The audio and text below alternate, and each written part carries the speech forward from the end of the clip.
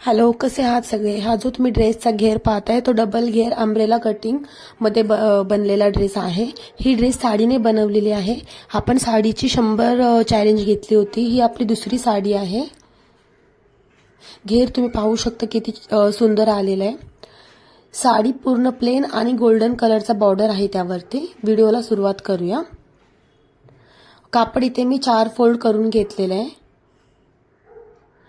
मुंडा खोली 7.5 इंच, छातीचा चौथा भाग आणि कमरेचा चौथा भाग +1 इंच दोन्हीमध्ये ऍड करायचे लुजिंगसाठी.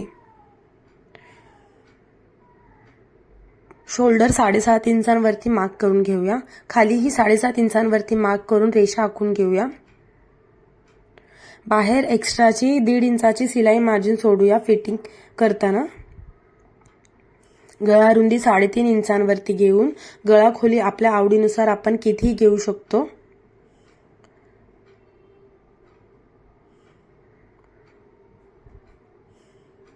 खाली 1/2 इंचावरती शोल्डर उतार देऊया. मुंडा खोली पुढचा आणि मागच्या मुंड्याचा आकार काढून घेऊया. जो वरचा योक पार्ट आहे तो कट करून घेऊया. कापड 4 फोल्ड असल्यामुळे आपल्याला पुढचा आणि मागचा जो झोनी भाग आहे तो एकदाच भेटेल. वेगळे करायची गरज नाही कट करायची. फ्रंटच्या मुंडाचा सुद्धा आपण आकार कट करून घेतला. आता साडीवरती ठेवून साडी कट करून घेऊया. अर्धा इंच एक्स्ट्राच कट करून घेऊया जेणेकरून जास्तीचा कपडा आपल्याला नंतर कट करता येईल. फ्रंट भाग कट करून झाल्यानंतर बॅक पण तसंच कट करून घ्यायचंय. अर्धा इंच जास्तीचा कपडा सोडून कट करूया.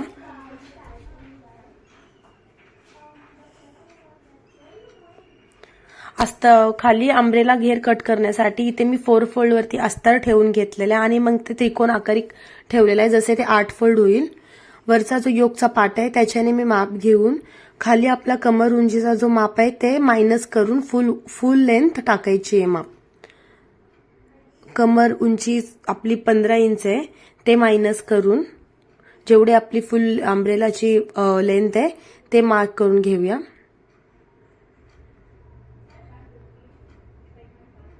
सगळीकडे मी ते मार्क करून घेतेय टेप ठेवून.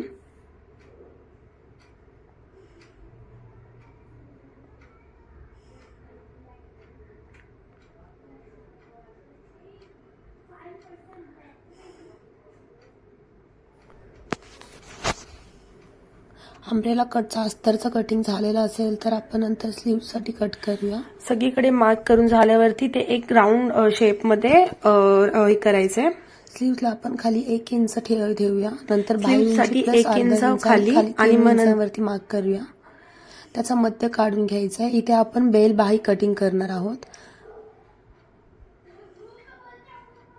वरती 7.5 इंच मुंडा घेतलाय तेवढा, बाहेर 1.5 इंच मार्जिन आणि परत आतमध्ये 1.5 इंच मुंड्याचा आकार देण्यासाठी आपण आतमध्ये 1.5 इंच मार्क करून घेतलाय. आता फ्रंट आणि बॅक दोन्ही साईडच्या मुंड्याचा आकार आपल्याला ड्रॉ करून घ्यायचा आहे. आणि सगळी जे मापे आहेत जे आपण मापे टाकले ते आपण जॉईंट करून घ्यायचे आहेत. बेलसाठी आपण कितीही आपल्या आवडीनुसार आपण ठेवू शकतो. स्लीव्स कट करून घ्यायचे.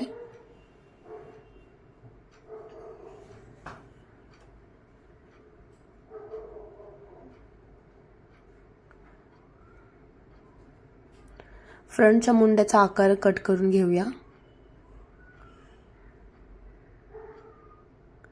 ती स्लीव्हच्या बाजूला थोडी साडीची फॉल दिसते, ती फॉल मी आता काढून घेणार आहे. साडीचा आणि पुढचा आणि मागचा सेम कलर असल्यामुळे तो मी फॉल ठेवून घेतलाय. नंतर सिलाई करताना ते काढून टाकणार आहे.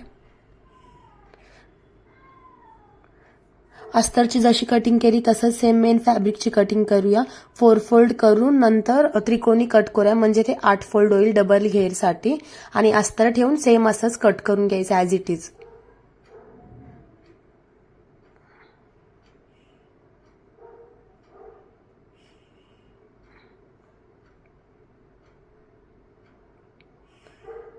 इथे एक जॉईंट बसणार आहे. जॉईंटसाठी मला कापड थोडा कमी पडला म्हणून मी दुसरा कापड घेऊन आली आहे. थोडा 9-10चा फरक आहे कापडच्या कलरमध्ये.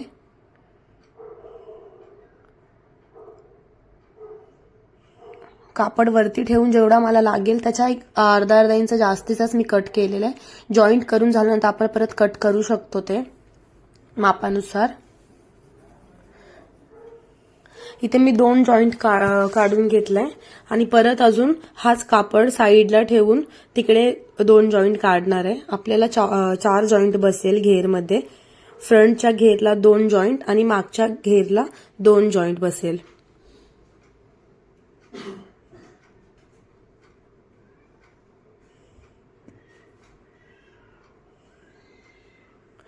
हे असे आपल्याला 4 जॉईंट भेटलेत. आता मी हे कापड 2 सेपरेट करते कट करून.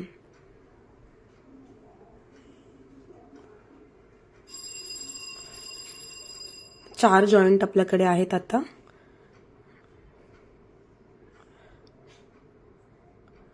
आता आपल्याला साडीचा जो घेर आहे डबल घेर त्याच्यावरती सुद्धा 2 जॉईंट बसेल.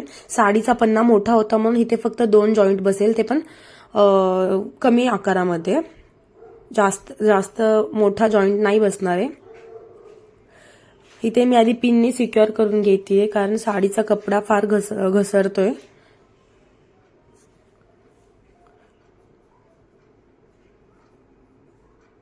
साडीला आपल्याला फक्त एका फ्रंट साईडला 2 जॉईंट आणि माग साईडला 2 जॉईंट असे बसलेत.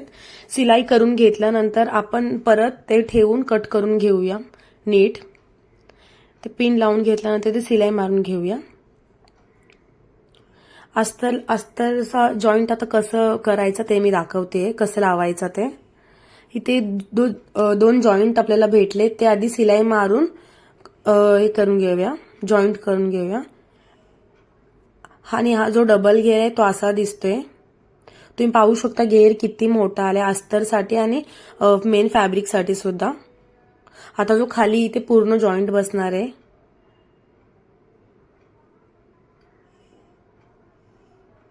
सेंटरवरती सेंटर ठेवून सिलाई मारून घेऊया.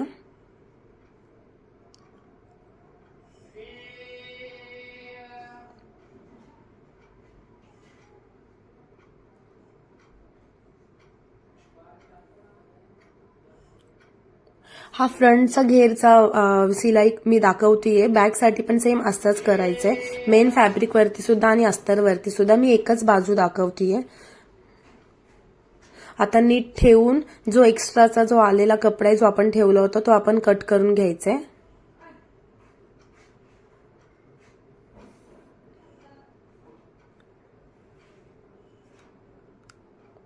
मेन फॅब्रिक वरती सुद्धा आपण तसंच करायचं. सिलाई मारून झाल्यानंतर फॅब्रिक नीट ठेवून जो एक्स्ट्राचा आलेला कपडा आहे तो मापानुसार कट करून घ्यायचा आहे.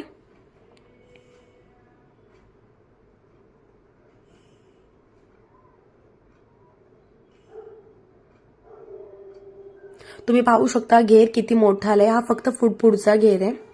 सिलाईला सुरुवात करूया. फ्रंट आणि बॅकला चारी बाजूने अस्तर जॉईंट करून घेऊया.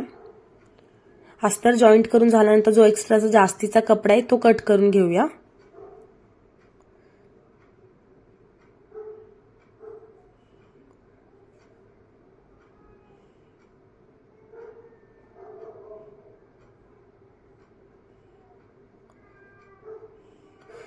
दोन्ही साईडला जो जास्तीचा कपडा आहे, नेहमी जास्तीचा कपडा अर्धा नाहीतर पाऊण इंच सोडाच.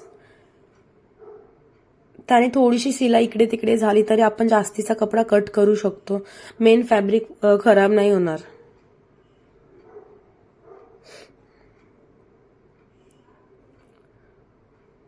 आता फ्रंट गळा कसा करायचा आहे ते मी दाखवते. इथे मी साधा सोपा पान गळा घेतलेला आहे. जिथे आपण 3.5 इंच गळा रुंदी घेतला होता सेम इथेच असतं. कॅनव्हासवरती 3.5 इंच गळा रुंदी आणि बाहेर 1.5 इंच जास्त सोडून एक बॉक्स तयार करून घेतले 3.5चा आणि जेवढी आपली गळा आहे तेवढी आणि कट करून घेतले आणि गळ्याला पान शेप दिलाय. गळा आता अस्तरच्या कापडवरती ठेवून इस्त्री करून ते चिकटवून घेऊया. जास्त हार्ड नाहीये, खूप इझी आहे.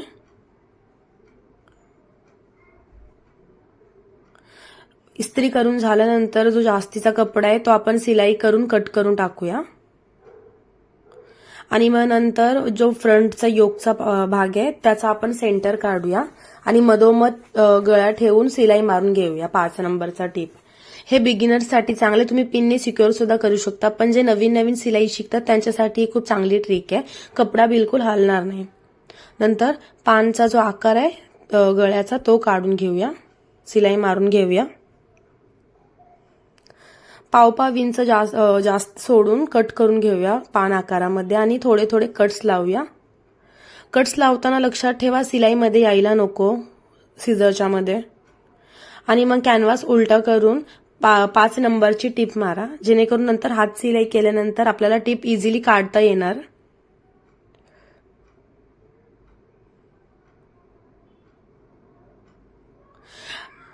बॅगचा सुद्धा गळा असाच करायचा आहे. फरक एवढा आहे की बॅगसाठी आपल्याला 5 इंचांवरती सिलाई नाही मारायची आहे, फक्त किनारची टीप मारायची आहे. तुम्ही इथे बघू शकता बॅगचा मी गळा बनवून घेतलेला आहे, पण सिलाई 5 इंचांवरती नाही किनारची मारली आहे.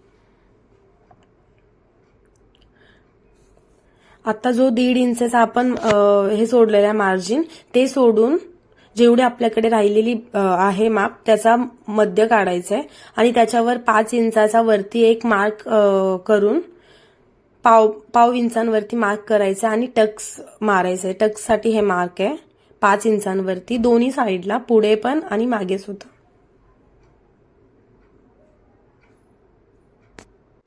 आधी आपण अस्तर जॉईंट करून घेऊया. अस्तरसाठी जो वरचा कमरेचा भाग आहे तिथे मी 5 नंबरचा टीप मारलेला आहे.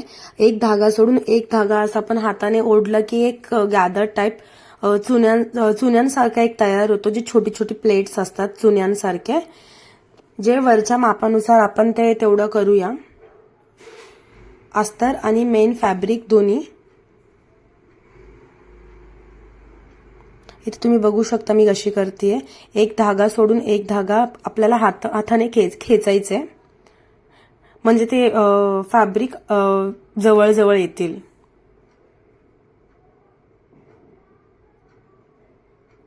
धागा आपल्याला तिथपर्यंत घ्यायचा आहे जो आपला मेन फॅब्रिक आहे तोपर्यंत ते खालचा बरोबर तेवढा मापाचा होणार नाही तोपर्यंत. तुम्ही बघू शकता माझं हे आलेलं आहे. आणि आता आपण हे जॉईंट करून घेऊया. फक्त आधी मेन फॅब्रिक जॉईंट करायचंय. मेन फॅब्रिक जॉईंट करून झाल्यानंतर आता आपण अस्तर जॉईंट करणार आहोत दुसऱ्या साईडने. जिथे आपली वरची योकची बाजू आहे तिथून आपण अस्तर जॉईंट करूया, म्हणजे फिनिशिंग चांगली येईल. अस्तर जॉईंट करून घेऊया. अस्तर जॉईंट करून झाल्यानंतर आता तुम्ही फिनिशिंग बघा. जी सिलाईची बाजू आहे ती आतमध्ये जाईल आणि बाहेरून बघा कशी दिसेल. फ्रंटसाठी पण सेम तसंच टक्स मारून घेतलाय. आता फ्रंट आणि बॅक दोन्ही बाजू आपण जोडून घेऊया. शोल्डर फ्रंट वरती बॅक साईड ठेवून जो आपल्याला कॅनव्हासचा बाजू आहे तो फोल्ड करायचा आहे फ्रंटच्या मागून आणि सिलाई मारून घ्यायची आहे. सिलाई मारून घेतल्यानंतर ही काहीतरी अशी दिसेल. तुम्ही बघू शकता कशी दिसते ती. मागून अशी दिसेल.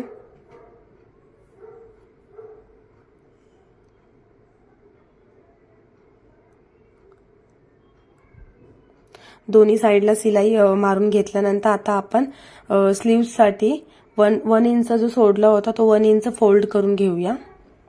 इथे आपण बेल स्लीव्ज बनवतोय.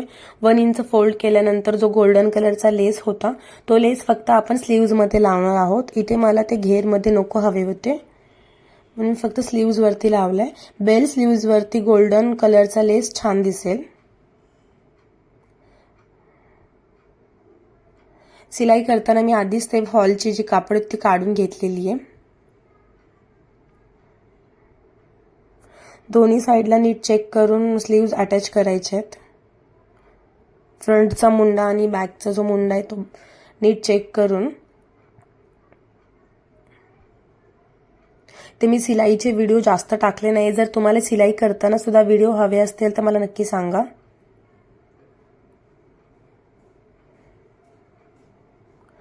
दोन्ही साईडचे स्लीव्ह जॉईंट करून झाल्यानंतर फिटिंगची शिलाई मारून घेऊया। फिटिंगची शिलाई कमरेच्या खाली 3 इंचांपर्यंतच करायची आहे।